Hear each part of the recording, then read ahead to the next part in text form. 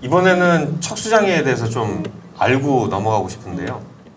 사실 척수장애는 우리나라에서 장애인을 이렇게 분류하는 거에 지체장애에 들어가잖아요. 네, 네. 그렇죠. 네, 근데 지체장애 중에서 척수장애의 숫자는 그렇게 많지는 않고 네. 사실 척수장애인이 굉장히 활동적이신 분들이 많아가지고 장애인 중에 척수장애인이 많은 것 같이 느껴지지만은 전체 그 비율로 보면 척수장애인이 되게 적긴 합니다. 그렇죠. 예. 그렇죠.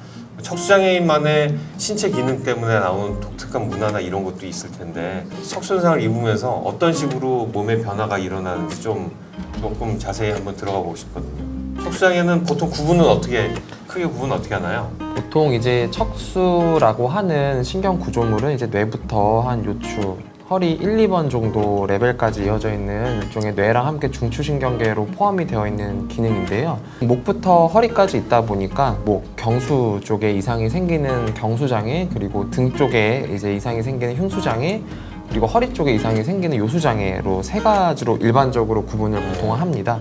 이제 뇌 같은 경우에는 아무래도 이제 좀 큰 기관이다 보니까 뇌가 손상된 부위에 따라서 이게 상하의 개념이 아니라 오히려 좌우의 개념으로 해서 뭐 우반부가 다쳤을 경우에는 좌측 상하지로 뭔가 기능 이상이 생기거나 경우에 따라서는 이제 운동 영역이 아니라 말씀을 하시는 쪽에 이상이 생길 경우에는 실어증과 같은 이런 말과 관련된 장애가 생기는 경우들이 있는데 척수라고 하는 경우에는 이제 척수관이라고 하는 좁은 통로로 내려가는 신경 다발이다 보니까 일반적으로는 내가 손상된 위치가 있다고 한다면 그 위쪽 기능은 아주 괜찮고 정상적이고 그 아래로는 보통 이상 생기는 경우들이 많습니다. 그래서 쉽게 말씀을 드리면 경수 손상이 됐을 경우에는 팔부터 다리까지 이상이 생길 수가 있고 흉수에 이상이 있을 경우에는 흉수가 손상된 레벨에 따라서 그 레벨 이하의 감각 저하와 함께 하지 기능에 이상이 생길 수가 있고요. 요수장애 같은 경우에는 팔이나 이런 몸통 같은 경우에는 괜찮지만 다리 쪽으로 감각 이상과 함께 운동장애, 경우에 따라서는 배뇨장애, 대변 기능의 이상, 뭐 성기능의 장애 이런 것들이 같이 올 수가 있습니다. 요수장애 같은 경우에는 이제 그 허리 이하의 기능이 많이 약해지는데 그럼 경수장애에 있는 분들은 요수장애와 마찬가지로 허리 이하의 기능 똑같이 많이 이제 저하되어 있는 그런 상황인 거죠? 일반적으로 그렇게 생각을 할 수는 있고요. 예. 뭐 경우에 따라서는 조금 의학적인 내용이긴 하지만 그 경수 레벨에서도 가운데가 이렇게 좀 손상이 많이 되는 예. 이제 뭐 중심관 증후군 뭐 이런 것들 예. 같은 경우에는 오히려 이제 상지 쪽으로 가는 신경 다발들이 조금 더 위주로 손상이 되면서 경수임에도 불구하고 다리는 잘 다리는 걸고 예. 이런 수부 오히려 네. 이제 손 기능이 떨어져서 손은 잘 못 쓰시면서 잘 걸어 다니고 배뇨도 좀 잘 하시는 그런 타입도 네. 물론 있습니다. 하지만 일반적으로는 이제 경수장애 환자들은 이제 요수장애가 갖고 있는 것들까지 포함해서 더 윗레벨까지 장애가 생긴다고 생각을 하셔도 좋을 것 같습니다. 얘기만 들어도 사실은 우리가 생각하는 것보다는 되게 사실 복잡한데 크게 나누면은 경수장애가 있으신 분들은 휠체어를 타셔도 이제 등받이가 높고 그리고 팔로 몸통을 전혀 못 쓰시고 팔로만 이제 휠체어를 미시는 정도 그 정도고 흉수장애 있으신 분들은 휠체어를 타도 이제 팔이랑 몸이랑 같이 이렇게 밀 수 있는 정도. 예. 요수장애 있는 분들은 휠체어에서 벌떡 일어나가지고 휠체어를 이렇게 차에다가 실을 수 있는 정도. 저는 그냥 이렇게 생각을 하거든요. 어떠세요? 요수여도 한 3번 정도 이하 레벨은 좀 그런 게 많이 있는데요. 예. 아까 교수님 말씀하신 것처럼 뭐 한 요추 1, 2번 정도라면은 또 뭐 그런 뭐 다 그렇지는 않고요. 예. 근데 지금 차에 실는 것은 손만 쓰게 되면은 일어나지는 않지만 트랜스퍼를 해가지고 경수 경수 한 7번 정도 손을 쓸 수 있는 친구들이라면은 지금은 이제 워낙 잘 나와서 예전에는 좀 투박하고 무거워서 안 됐는데 지금은 다 분해가지고 이러기 때문에 지금은 이제 그 친구들도 다 실 수 있을 정도로 가벼워졌고 견고해져가지고 가능합니다 그 부분은. 근데 이제 솔직히 저도 지금 이제 34년째가 되어가고 있는데 걷는 사람은 2사람 봤고요. 아까 말씀하신 것처럼 경수장애인이 하나 풀려가지고 걷는 경우를 봤고 원래 이제 그 요수인데 처음부터 이제 그 지팡이를 짚고 걷는 사람을 봤고 요수 3번인데 이 친구는 이제 뭐 휠체어를 안 타려고 악을 쓰고 있다가 테니스를 하면서 휠체어 타기가 편하다 보니까 지금 못 걸어요. 네, 그런 경우들도 있습니다. 예. 저는 그러니까 스포츠 등급 분류를 하다 보면은 이제 척수장애는 근력 저하, 근력 장애로 보는데 어떻게 구분을 하냐면은 크게 손 기능이 물건을 잡을 수 있냐 없냐에 따라서 경수장애 중에 구분이 한 번이 되고, 그렇죠, 맞습니다. 예, 한 번이 되고 그 다음에는 흉수장애 중에서는 몸통을 앞으로 굽히는 힘을 줄 수 있느냐 이거에 대해서 한 번 더 이제 구분이 되고 요수는 이제 허벅지에 기능이 남아 있으면 이제 요수장애. 그래서 척수장애 같은 경우에는 5그룹 정도로 나눠서 스포츠를 해요. 그래서 경수장애 중에서도 이제 5번, 6번 정도, 7번, 8번 같은 경우에는 이제 손을 웬만큼 써서 공을 던질 수 있는 그렇죠. 그 정도. 그다음에 흉수 같은 경우에는 7번 이상 정도 되면은 몸통을 이제 구부리지는 못하고 손은 다 자유롭게 쓰는. 그렇죠. 네. 그리고 그 밑에는 이제 몸통도 쓸 수 있고. 요수장애 같은 경우에는 다리 이용해가지고 이제 더 파워풀하게 할 수 있고 이렇게 5가지로 나눕니다. 그래서 척수장애인을 보면 저는 그 부분으로 손 한번 보고 이 파지가 되는지 그리고 몸통 쓸 수 있는지 보고 그리고 일어날 수 있는지 보고 이런 식으로 구분을 합니다. 사실 뭐 제가 감히 말씀드리긴 좀 그렇지만 뭐 제일 전문가세요 지금? 아까 제가 그냥 목이랑 네. 등 그다음에 허리 이렇게 나눴지만 이제 교수님 말씀하신 대로 조금 더 구체화적으로 들어간다면 이제 결국 말씀하신 거는 상부 경수냐 그다음에 손을 좀 어느 정도 쓸 수 있는 하부 예. 경수냐 그다음에 흉추에서도 사실은 T6 흉추 6번이 그렇죠. 굉장히 중요한데 예. 6번 이상의 흉수 손상이냐 그 아래부터 뭐 상부 요수 환자냐 그다음에 하부 요수냐 이렇게 지금 생각하고 계시는 것 같고요. 기능적으로 본다면은 매우 타당한 분류라고 저는 생각을 네. 합니다. 네. 그리고 또 이제 척수장애인 분들한테 손상 위치가 어떻게 되세요? 그러면은 T7이에요 라고 하는데 저희 그런 걸로 하면은 아닌 것 같은데 라는 분 되게 많거든요. 근데 저는 생각을 하는 게 이분들이 보통 외상으로 척수 손상을 입으면은 수술받았던 정형외과적으로 부러진 뼈의 위치를 자기가 저는 7번이 부러졌어요 라고 하면서 7번 손상이라고 생각을 하는데 우리가 사실 기능 검사를 하나 해보면은 척수 손상 위치는 7번이랑 다를 수가 있잖아요. 네. 예. 그럴 수 있죠. 예. 그래서 중요한 거는 결국은 신경학적으로 어디가 다쳤냐가 더 중요한 거예요. 뼈가 어디 다쳤냐가 아니라. 네, 우리가 흔히 이제 나중에 이제 척수 장애 환자로 분류되신 분들께 몇 번 신경의 척수 장애 환자분이시고 완전 신경 또는 불완전 신경 손상입니다라고 설명할 때는 손상된 해부학적인 위치가 아니라 우리가 이제 재활의학과 의사 또는 뭐 다른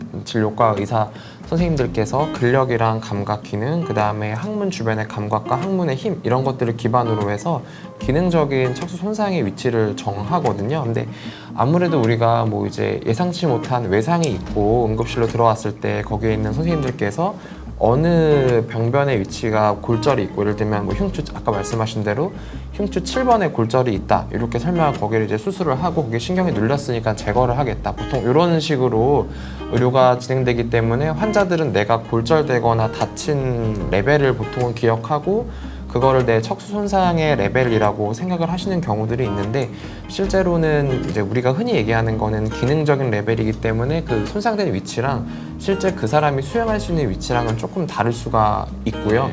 그리고 이제 교과서적으로 봤을 때는 손상이 처음 됐을 때부터 신경학적인 평가를 해서 그때의 척수 손상 신경 레벨은 어느 정도고 그다음 재활 치료를 하면서 재활의학과로 전과했을 당시 태어날 당시 뭐 6개월 뒤 당시 이럴 때 계속 신경학적인 레벨을 평가하도록 되어 있거든요.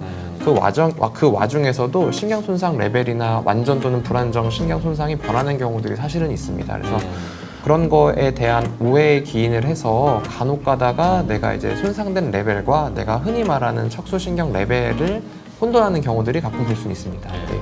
살면서 뭐 그렇게 그걸 혼돈한다고 해서 큰일이 일어나는 건 아니지만 아니지만 저희가 이제 저는 스포츠 등급 분류를 하다 보니까 네. 자기는 7번이다. 그러니까 뭐 C7번이다. 했는데 저희는 해보면 아닌 경우가 있으면은 이분들은 계속 이제 자기는 경추 7번이 플러스니까 경추 7번이다.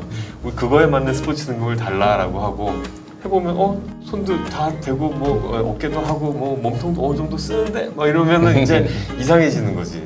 그래서 뭐 그런 경우가 있다는 거고요.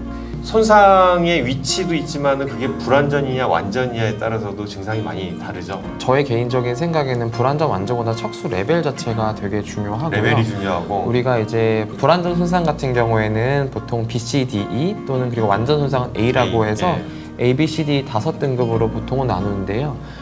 당연히 특히 이거는 나중에 갔을 때 크게 중요하지 않을 수는 있지만 완전 손상일 경우에는 이제 우리가 보통은 척수 손상이 됐을 경우는 6개월까지는 어느 정도 회복의 가능성이 있다라고 우리가 얘기를 하는데 그 사이에 큰 신경학적 호전이 없을 가능성이 상대적으로 많이 높고 그 다음에 이제 B에서 E로 갈수록 경한 손상, 불완전 손상이라고 생각을 할 수 있는데 그쪽에 해당될수록 향후에 예후가 더 좋다고 기능이 생각을 많이 돌아올 수 있다. 네, 손상 예. 정도가 적을 것이라고 생각을 해서 이제 척수 손상 환자를 보는 환자뿐만 아니라 의사한테 가장 중요한 관심사는 그래서 내가 이 사람을 지금 봤는데 몇 개월 뒤에 이 사람이 얼만큼 좋아질 수 있을지를 예상을 하는 게 굉장히 중요해서 그거에 대한 여러 연구들이 굉장히 많거든요. 그래서 옛날에 있는 이런 고식적인 데이터를 이용한 분석부터 요새 인공지능을까지 이용을 해서 이제 예측할 수 있는 프로그램들도 개발을 하려고 노력을 하는데 아직까지 그래도 가장 중요한 거 하나 꼽으라고 하면 아까 말씀드린 대로 이 사람이 완전인지 불완전인지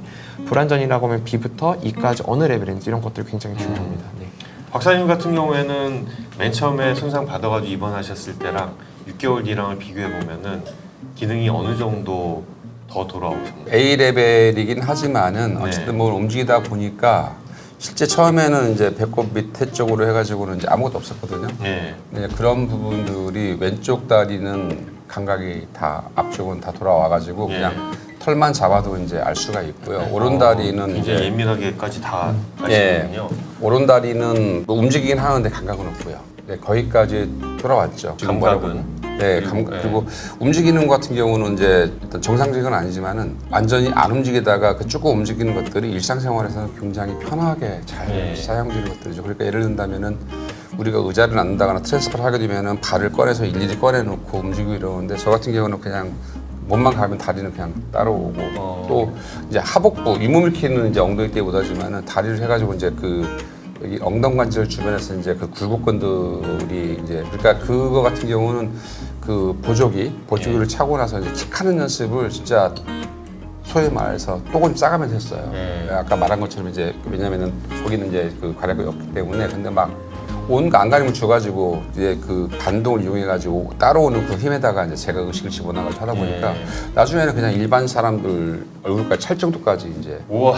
힘이 돌아왔기 때문에 그 힘으로 지금 이제 지금들이 다리를 들어 움직이는 것들이 가능해진 거죠. 이러면은 A가 아닌 거잖아요.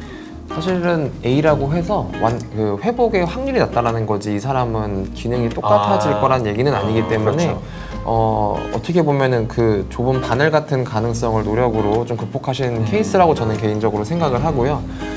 번외로 말씀을 드리면 간혹 가다가 이제 어떤 좀 경험이 많은 선생님들 같은 경우에는 그런 거는 사실은 이제 완전히 아니었다라고 주장하는 경우들도 있기는 있습니다. 이게 왜냐면 이제 어쨌든 의사의 감각과 환자의 그런 주관적인 감각이 있냐 없냐 어떠냐 요거를 보고 판단을 하는 거기 때문에 환자가 이제 사실은 더 느낄 수 있는 부분인데 미처 자각을 못 하거나 또는 의사가 이제 항문의 힘을 체크를 하는데 정말 미세한 건데 이건 좀 어느 정도 주관적인 부분이 있기 때문에 어느 사람은 A라고 완전 손상이라고 생각을 했는데 알고 보니까 완전에 가까운 불완전이었을 수도 있겠다 이렇게 주장하는 분들도 물론 있습니다.